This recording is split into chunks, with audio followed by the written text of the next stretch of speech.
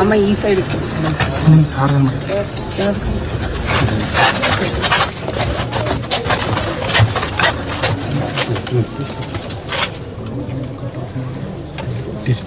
పడిందా?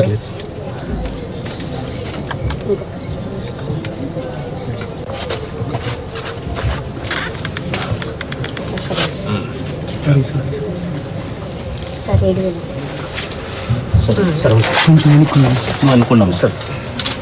అటు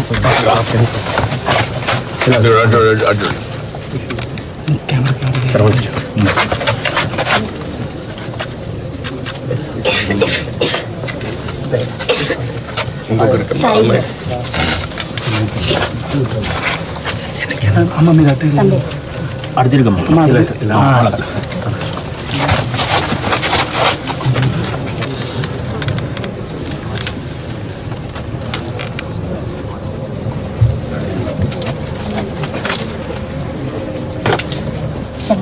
మీరు సార్ సార్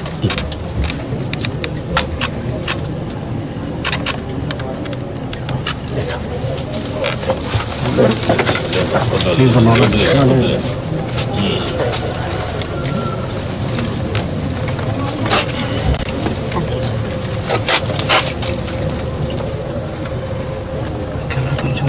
ప్లీజ్.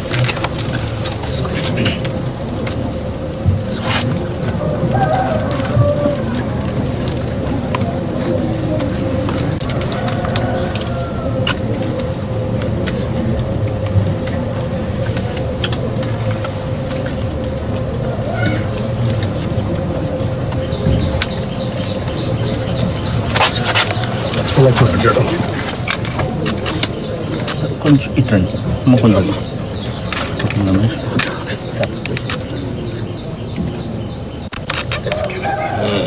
ఇప్పుడు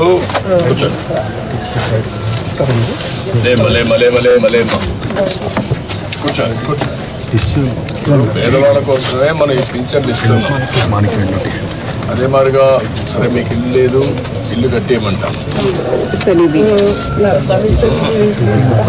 మెయిన్గా మీకు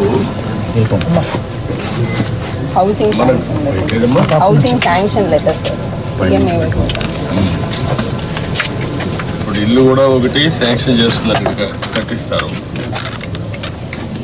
ఆయన పాములు సార్ ఆయన పేరు మీద వచ్చింది. కట్టేసింది సార్, మన పార్టీ తరఫునే మనకి. ఇప్పుడు ఇది తీసుకోండి అమ్మా, మీరు సిఆర్డిఏ మీరు కలిసి ఏరియాలో ఉండే వాళ్ళకి ఇండ్లు ఇలాంటి వాళ్ళకి కొంతమంది కట్టుకోలేని కట్టిద్దాం.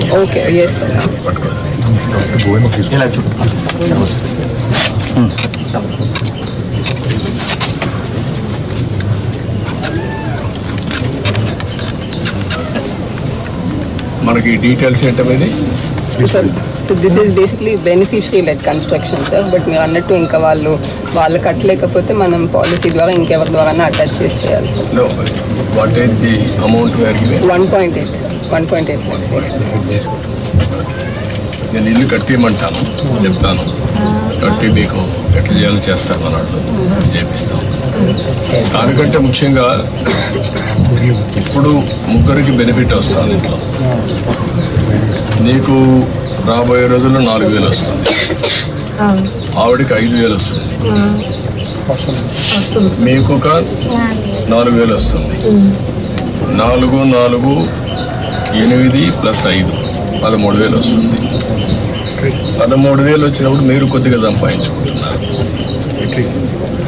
వీళ్ళిద్దరిని చదివించుకొని వాళ్ళకి చదువుకు అవన్నీ ఏం చేయాలో అవన్నీ చేస్తూ ఉంటాం గవర్నమెంట్ కూడా. కానీ 10 రూపాయలు సంపాదించుకునే మార్గం ఎందుకు ఆలోచించకూడదు? మీరు సంవత్సరానికి అంటే ఒక పద్ధతి ప్రకారం చేస్తే ఎప్పుడూ పేదరికంలో పుట్టి పేదరికంలో చనిపోయి ఇల్లు కూడా లేకుండా అవస్థపడి వర్షానికి పొలాలు చేశారు సార్. పొలాలు చేసి అవన్నీ అప్పులు పాలయ్యాడు. అప్పులు పాలయ్యితే ఇప్పుడు దాకా తీర్చాము, అయిపోయింది. ఇంక ఇల్లు వేసుకుందామని అనుకుంటే మాకు చాలా లేదు సార్, అందుకని ఆగిపోయింది. ఇక్కడ ఎవరైనా మీకు బయట వాళ్ళు ఎవరైనా గైడ్ చేస్తే అటు కదా నేను ఏమనుకుంటున్నానంటే మీకు ఒక ఆలోచన ఉంటుంది. మీ ఆలోచన రైట్ ఆర్ రాంగా. ఇప్పుడు ఈ అబ్బాయి ఉన్నాడు అనుకోండి, కానిస్టేబుల్ అవుతాననుకున్నాడు, పోలీస్ అనుకున్నాడు, వీడు లాయర్ కావాలనుకున్నాడు. ఇవి రెండు అయితే ఇంకొక 5 ఏళ్ళలో 10 ఏళ్లలో వీళ్ళిద్దరు బాగా చదువుకున్నారు అనుకోండి, ఉద్యోగాలు వచ్చాయనుకోండి, వాళ్ళ జీవితాలు స్థిరపడితే మిమ్మల్ని కూడా చూసుకుంటారు. అప్పటి నుంచి మీ జీవితాలు కూడా మారుతాయి. మీ ఇద్దరిని వాళ్ళు చూసుకోగలుగుతారు. కొంచెం ఒక పద్ధతి ప్రకారం మారుతుంది. మీకు హాస్పిటల్కి 5,000 ఖర్చు పెడతా ఉన్నారు, 3-4 వేలు. ఎయిమ్స్ పోయారనుకోండి, మీకు అక్కడ ఇంత కాదు, దీనికంటే పెద్ద డాక్టర్లు ఉంటారు అక్కడ. ఇలాంటి ఆలోచనలు కొన్ని మీకు ఇవ్వడానికి నేను కూడా ఆలోచిస్తున్నాను. పెద్ద పెద్ద చదువుకున్న వాళ్ళు ఉన్నారు, పేదవాళ్ళు పేదరికంలోనే పుట్టి తరతరాలుగా మళ్ళా పేదరికం చనిపోవడం కంటే మీకు కూడా డబ్బులు సంపాదించే మార్గం ఎందుకు చూపేవు? మీ ఇంటి పక్క ఆయన ఒక ఆయన ఉన్నారు, పెద్ద ఇల్లు కూడా, మీరు ఇక్కడే ఉన్నారు.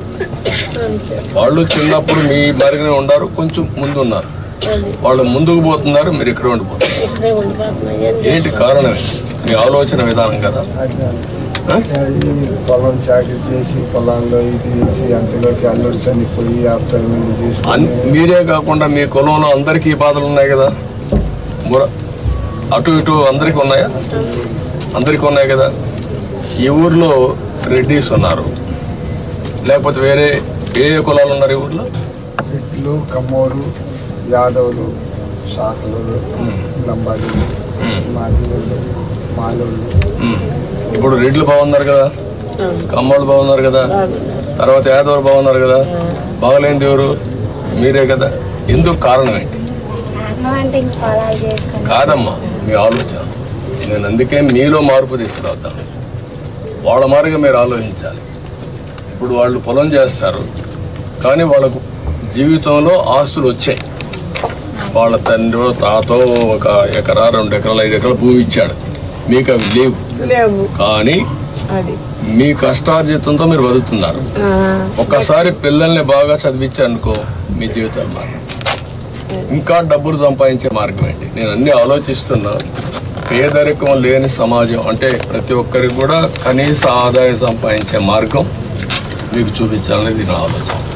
లేకపోతే మీ జీవితంలో ఇదే మరికి పుడతారు, ఇదే మరి చనిపోతారు.